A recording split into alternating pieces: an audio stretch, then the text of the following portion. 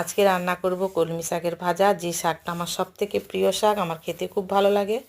তো অনেক সময় সেদ্ধ করে পেঁয়াজ লঙ্কা, কাঁচা পেঁয়াজ লঙ্কা দিয়ে তেল দিয়ে মেখে খাই। আবার আজকে একটু রসুন পেঁয়াজ দিয়ে ভাজবো। তো প্রথমে শাকটা ভালো করে কেটে ধুয়ে জল ঝরিয়ে নিয়েছি, তারপর কড়াইতে দিয়ে দিলাম একটু হলুদ লবণ, অল্প জল দিয়ে দিলাম, দিয়ে গ্যাসটা কমিয়ে দেব। আর এই শাকটা ভাজতে লাগবে শুকনো লঙ্কা, রসুন কুচি আর পেঁয়াজ কুচি। তো দেখো, লঙ্কা 3-4টে লঙ্কা কেটে দিয়ে দিলাম তেলের মধ্যে, তারপরে দিয়ে দিলাম রসুন কুচি, তারপরে দিয়ে দেবো পেঁয়াজ কুচি, দিয়ে ভালো করে একটু ভেজে নেবো পেঁয়াজটা।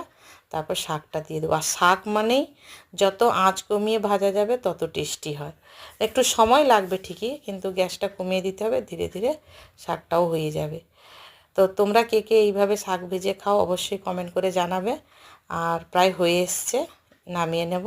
যদি ভিডিওটা ভালো লাগে লাইক করে দিও, চ্যানেলটা সাবস্ক্রাইব করে দিও।